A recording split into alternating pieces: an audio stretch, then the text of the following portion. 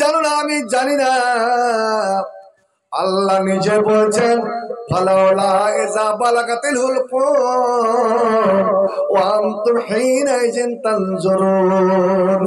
এ মানুষ, যখন তোমার বাবা তোমার মায়ের রূহটা যখন এই হুলকুমে চলে আসে, এই গলাতে চলে আসে, বড় বড় নিঃশ্বাস নিচ্ছে, আল্লাহ রে আল্লাহ, শ্বাস নিতে পারছে না, বারবার আটকে যাচ্ছে, জাকানদানি শুরু হয়ে গিয়েছে।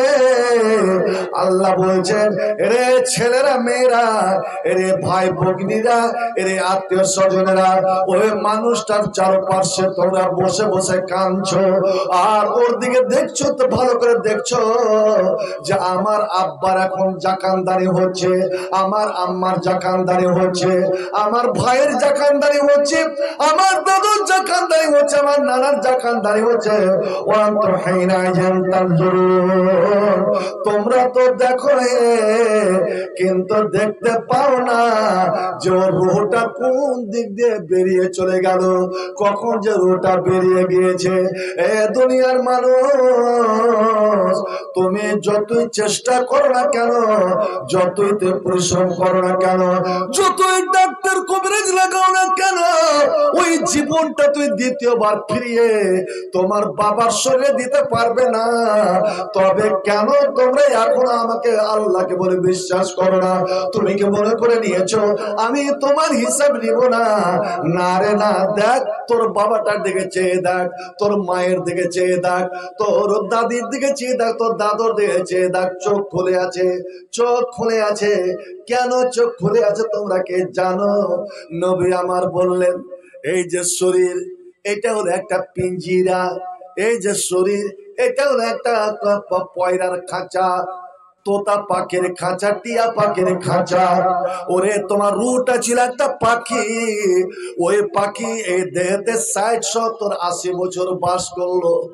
এর সঙ্গে যে একটা মহব্বত হয়েছে, ওই পাখি তোমাকে কত ভালো কাজ করালো, মন্দ কাজ করালো, বলুন তো বন্ধু।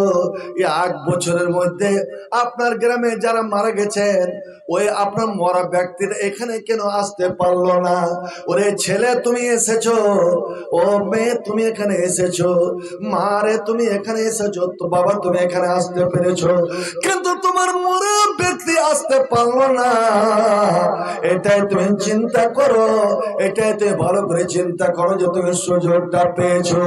আমার নবী বলেন, ওরে এই দেহটাকে, শরীরটাকে নিয়ে এই পাখিটা তোমাকে কত ভুল কাজ করালো, অন্যায় কাজ করালো, তোমাকে চুরি করালো, তোমাকে ডাকাইতে করালো, তোমাকে রাজানে করালো, তোমাকে মদ খাওয়ালো, তোমাকে নিশা পান করালো, তোমাকে জেনা করালো, ব্যভিচার করালো, ও মুসলিমের মেয়েকে নিয়ে তোমাকে সঙ্গে করে পালিয়ে গেল। আল্লাহ রে আল্লাহ, এই রুহটা, এই জীবনটা, এই শরীর যতদিন তোমার মধ্যে আছে, তোমাকে নিয়ে ভালো কাম করলো, মন্দ কাম করলো, ওরে জালসা করালো, আবার দানও করালো। জালসা তো তোমাকে দান করালো, আর পূজাতেও তোমাকে দান করালো। শোনো শোনো শোনো, এবার যেদিন রুহটা বেরিয়ে যায়, তখন দেহ বুঝতে পারে, হায় রে, তোর জন্য আমি কত অন্যায় করেছিলাম, তোর জন্য আমি কত গুনাহ করেছি, পাপ করেছি। আমি নামাজ পড়ি নাই, আমি রোজা রাখি নাই, আমি যাকাত দিই নাই, আমি আলেম ওলামাদের কথা শুনি নাই। ওরে রুরে, আমি তোর উস্কানিতে গান শুনেছি, বাজনা করেছি, আমি পুকুরের ধারে রাত বিরাত বসে বসে আমি ফ্রি ফায়ার আর পাবজি খেলেছি। এ ময়না পাখি, এরি আমার সোনার পাখি, তুই আমার একাই ফেলে করে চলে গেলি রে। আমি কবরে একাই যাব, অন্ধকার কবরে যাব, তুই আজ আমাকে একাই কেঁদে ফেলে দিলি, আমি ওই কবরে থাকবো কেমন করে, ওই কবরের মার সইব কেমন করে, বিষাক্ত সাপের দংশন সইব কেমন করে, আমি বিছার দংশন সইব কেমন করে।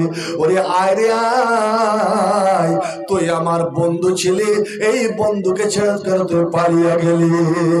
ছন্দে ছন্দে কত না রঙ্গে নিচে দুনিয়ার পারে গোপরবাসী, কারে আশায় বান্ধিয়াছো ঘর, কারে আশায় বান্ধিয়াছো ঘর পরবাসী, কারে আশায় বান্ধিয়াছো ঘর।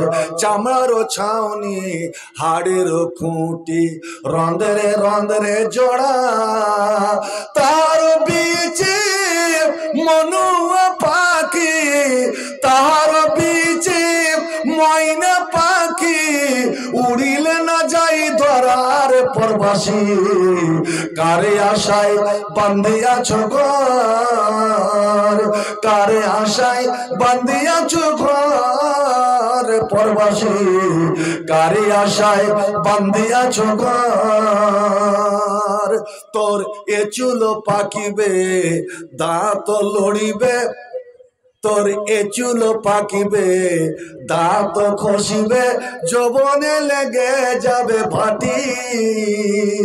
ওরে দিনে দিনে খসিয়া পড়িবে, ওরে দিনে দিনে খসিয়া পড়িবে, তোর রঙিলা দালানের মাটির পরবাসী, কারে আশায় বান্ধিয়াছো ঘর, কারে আশায় বান্ধিয়াছো ঘর পরবাসী, কারে আশায় বান্ধিয়াছো ঘর।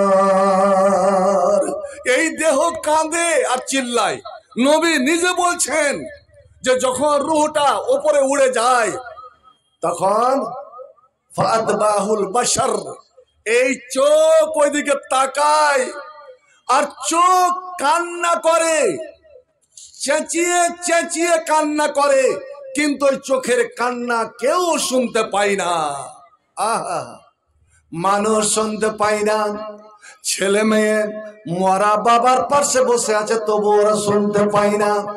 সাদের স্ত্রী, প্রিয়তম স্ত্রী, ওরে মৃত্যু স্বামীর পাশে বসে আছে, স্বামীর চোখ দুটো খোলা আছে।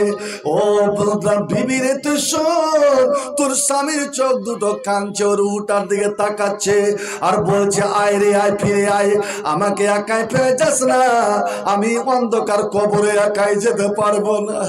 আল্লাহ নবী বলছেন ওরে সাদের স্ত্রী, রে প্রাণ প্রিয় ছেলে মেয়েরা তোরা শোন, রে আত্মীয় স্বজন তোরা শোন, যখন মানুষের রোটা বেরিয়ে যাবে আর তোমরা দেখছো যে চোখ খুলে আছে, ভাগ্যে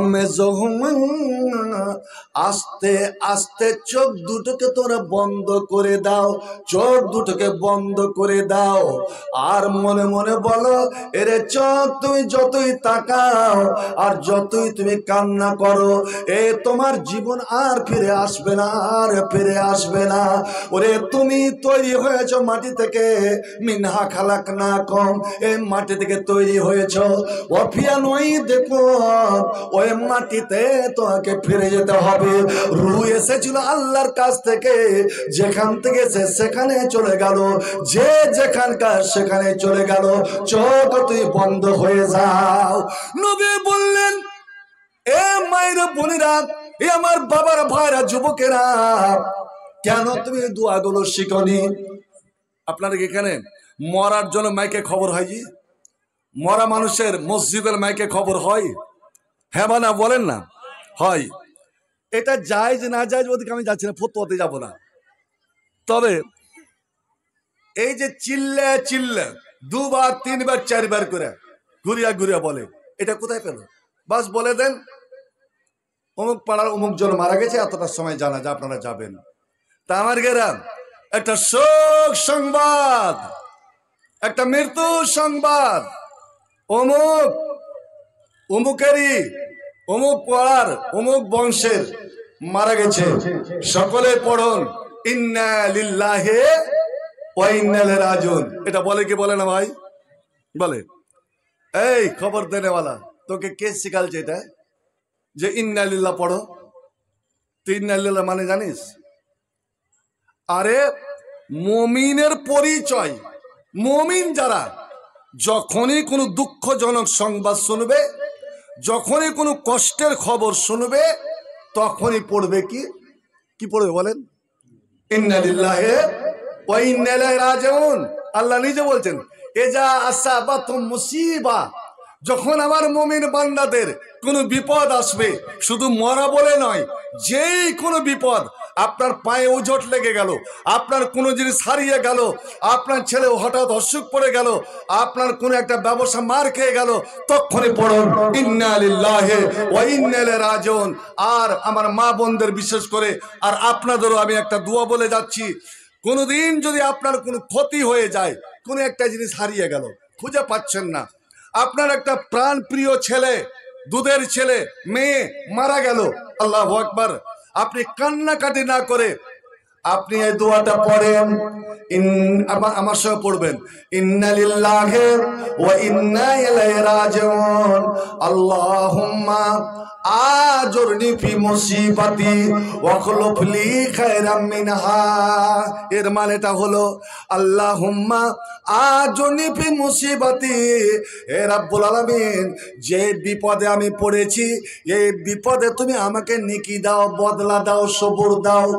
ওয়া খুলফ লি খায়রাম মিনহা, আর যেটা আমার ক্ষতি হয়ে গেল, আল্লাহ ক্ষতিপূরণ স্বরূপ তুমি এর চেয়ে ভালো জিনিস, এর চেয়ে উত্তম জিনিস তুমি আমাকে দান করো। আমি বলছি, কান্না করার আগে যদি এই দোয়াটা বেশি নয় 3 বার যদি আপনি দিল থেকে পড়তে পারেন, ইনশাআল্লাহ আপনি ওই জিনিসটা ফিরিয়ে পাবেন। আপনি বলবেন ছেলে মরে গেলে ফিরিয়ে পাবো? আরে ওই ছেলের বদলে, ওই মেয়ের বদলে আল্লাহ আপনাকে তার চেয়ে একটা সুন্দর সন্তান, ছেলে হোক মেয়ে হোক, আল্লাহ দান করবেন। इस ব্যাপারে যদি হাদিস বলি তো আমাকে ঘন্টার ঘন্টা চলে যাবে। হাদিস শুধু বদলা, আপনার কোনো যদি হারিয়ে গেছে, যদি ওটা পেটে কাউরি না চলে, পেটে যদি না চলে যায়, এক দেশ থেকে অন্য দেশে না চলে যায়, তো দেরি হলেও আপনি হয় ওটা পাবেন, না হলে ওর বদলে আল্লাহ কোনো ভালো জিনিস দান করে দেবেন। তো খালি মরা খবর শুনলেই যে ইন্না লিল্লাহ বলতে হবে তা নয়। আর একটা দোয়া জানেন আপনারা? আমাকে তো গাল দিবেন পরে যে মনে এটা কি বলে গেল। মানুষ আলহামদুলিল্লাহ কখন পড়ে যে ভাই? আলহামদুলিল্লাহ কখন পড়ে জানেন না? খালি খাওয়ার পরে। আরে যখন ভালো কাম করল হলো, আপনি খাওয়া দাওয়া চাললেন, আলহামদুলিল্লাহ, পানি পান করা হলো, আলহামদুলিল্লাহ, আপনার কাজটা শুদ্ধ হয়ে গেল, আলহামদুলিল্লাহ, এই কাজ পুরা হয়ে গেল, আলহামদুলিল্লাহ, আল্লাহ শুকরিয়া আদায় করছেন।